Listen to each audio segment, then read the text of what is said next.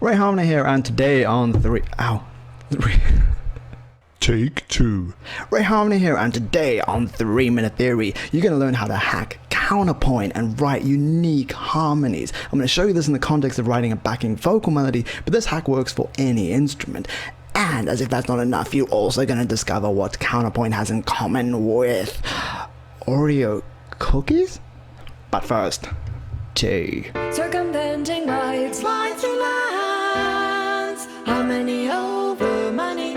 Alright, just before we jump in, if you don't know what the term counterpoint means, no problem at all. Let me explain. Counterpoint is how we create musical depth in our songs, and we do this by adding melodic layers that have countering contours. So what is counterpoint and why should you use it in your music? Well, there's a very long list of reasons, but I have to say the top of that list must be the fact that counterpoint stimulates our brains to explore music both horizontally, in other words melodically, and vertically, in other words harmonically. And as a bonus side effect, counterpoint is the best way to make your music stand out from the crowd in the whole popular music genre and all of its subgenres, because there's almost no one using counterpoint outside of classical music, which is so sad, and that's why one of my life's missions is to get counterpoint back in the charts.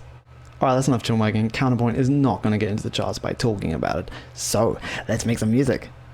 Okay, so here's where we left off last time. We got our lead vocal melody here, we got our lyrics here, we fitted these lyrics to our vocal melody and recorded Kate singing them here. Now we're going to use counterpoint to write a backing vocal melody that will harmonize our lead vocal melody. Alright, now the first thing we want to do is copy the MIDI from our lead vocal melody down into the MIDI track for our backing vocal melody. Next, we double click the MIDI and mute that lead vocal melody. Now everything's muted, and just to recap, these notes at the bottom here, these are the root notes of each chord in our progression, and they're there just to act as a template and to give the melody context so we know where the chords are changing below. And then finally, the last thing we need to do before we start writing our new melody is to decide on what parts of the lead melody we actually want to harmonize. And yes, of course, you can harmonize the whole melody if you want, and in other contexts that can sound amazing, but in this context I don't want to harmonize the whole melody because a couple of the lines are actually rather negative. Circumventing rights and unified in loss. If we harmonize these two lines, it would actually make them sound really beautiful, which would soften the harsh reality behind these words, and we don't want that. So we're going to leave these two lines on the lead vocal only so they're totally exposed like the truths that they are. So that leaves us with a lines through lands harmony over money and lines through lands people over power. So that's what we're going to harmonize. Alright, let's get to it. So this is the lines through lands part of the lead vocal right here, and let me just take a moment to show you what 99.9% of musicians do when they harmonize. They just play or sing the exact same melodic contour, higher or lower, like this. And now you're probably wondering what's wrong with that. Well, let me explain. But first, no, not tea. Grab your Oreo cookies box, because you're about to learn what they have in common with counterpoint. Now, think of this scenario. When your friend comes over to visit and you put out the tea and Oreos, and they ask politely if you could please pass them 2 cookies, and you give them 1 cookie, saying, well, actually, it's 2 parallel cookies stuck together. Does that excuse work? No! And it's the same with melodies. If you want to harmonize a melody, don't just stick a parallel melody to it and call it a harmony. No, write a new melody that is both a harmony and an independent melody in its own right. This is how you add true musical depth to your songs, and this is exactly what counterpoint was invented for. So after all that, what do counterpoint and Oreo cookies have in common? Nothing. They're the exact opposite. But hey, you've got a box of cookies on your lap right now, and you're eating them, right? You're welcome. Alright, let's get to this counterpoint thing. So we're in D Dorian, which is just all the white notes with D as the root. And while the lead is singing this one note, the A, we're going to sing 2 notes. And then when the lead goes up, we want to come down because that creates that independence. And then the lead comes down, we're going to go up with the backing, and the lead stays on that one note. We can add some tension by going up and then resolving down. And then the backing and the lead are going to breathe at the same time, so it's nice and tight.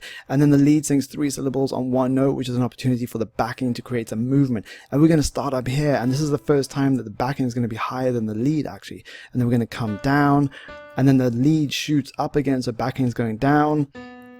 And then the lead comes all the way down, and the backing is going to go up again, so we're above the lead once more, and then the lead shoots from below the backing to above the backing, and we're going to stay on the same note to create some consistency here. Okay, now let's harmonize the second half. So we're just going to copy and paste this one over, double click to open it up. And one of the many amazing things about counterpoint is it's a great way to create variation, which is exactly what we're going to do here in the second half.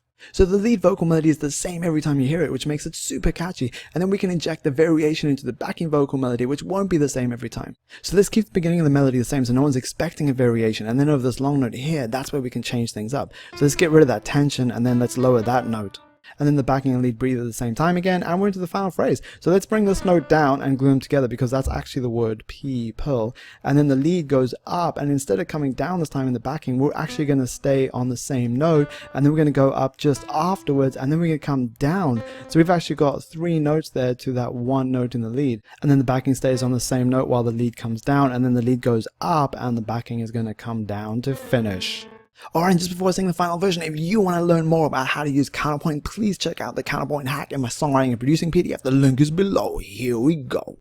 Circumventing rights, lines through lands, how many over